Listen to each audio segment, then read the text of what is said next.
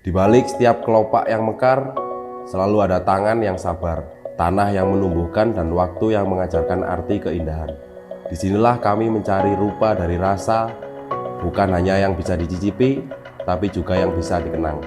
Hari ini kami berbincang dengan penjaga keharuman alam, seorang petani bunga mawar dari Kota Batu yang bernama Bumi.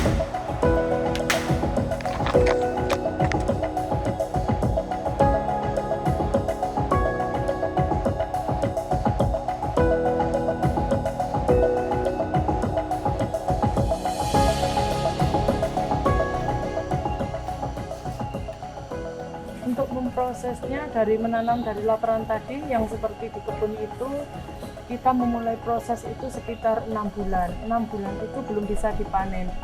Sekitar bisa dipanen itu sekitar 1 tahun atau 8 bulan itu minim baru bisa dipanen banyak.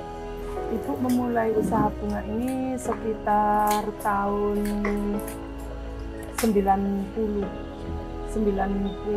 di tahun mulai dari awal tahun 90 itu ibu mulainya penjual bunga tabur.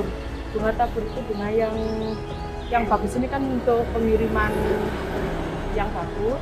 Jadi ibu dulunya itu menjual yang sutiran saja istilahnya.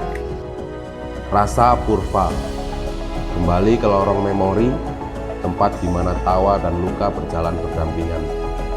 Kembali ke masa di mana cinta sederhana namun perjuangan terasa lebih berat dari usia. Rasa Purva adalah perjalanan pulang keingatan yang tak pernah benar-benar pergi. Tempat tawa terselip di balik luka dan cinta terasa terlalu besar untuk bahu yang masih muda. Di dalam segelas rasa Purva, mawar bukan sekedar bunga. Ia adalah kenangan yang tumbuh dari tanah, dari tangan-tangan petani yang menanam cinta tanpa nama. Dari kebun yang berembun di pagi hari, mawar itu kami petik perlahan seperti seseorang memungut kembali serpihan masa lalunya. Harumnya tidak hanya wangi, tapi juga hangat seperti tawa yang dulu pernah ada. Setiap kelopak membawa cerita tentang cinta yang sederhana, tentang perjuangan yang terasa lebih berat dari usia muda kita. Duri pada tangkainya mengingatkan bahwa keindahan sering lahir dari luka. Dari setiap luka adalah cara waktu mengajarkan kita untuk pulang.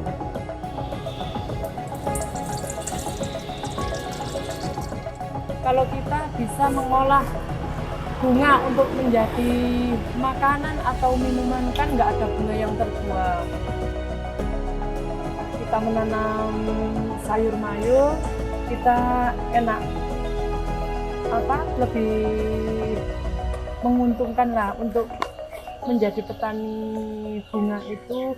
Di samping kita pengolahan tanahnya itu nggak sering-sering gitu loh.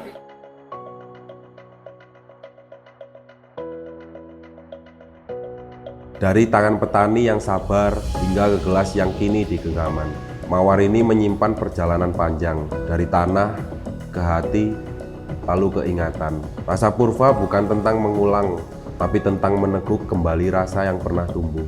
Rasa yang kini tak lagi ingin dimiliki, hanya ingin dikenang dengan tenang. Karena di setiap aroma mawar ada waktu yang menua dengan indah, dan di setiap teguknya kita menemukan diri sendiri yang pernah mencintai dengan seluruh keberanian meski belum cukup dewasa untuk menjaga apa yang tumbuh. Dalam segelas luka yang tak pernah benar-benar habis, tercampur getir penyesalan dan aroma masa lalu yang belum reda. Ada pahit yang tak bisa dihapus, dan manis yang terlalu singkat untuk diingat.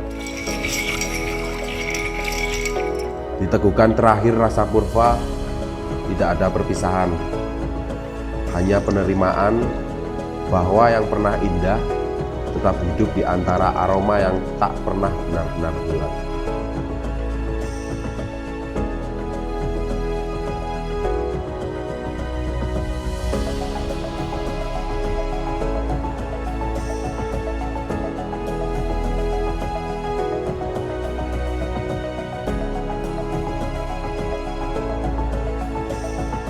Dari tanah yang basah, tangan yang kasar, dan hati yang sabar, lahirlah rasa. Rupa rasa Atelier percaya, setiap bahan lokal menyimpan kisah. dan mawar dengan segala harumnya adalah ingatan yang mekar di dalam segelas kenangan.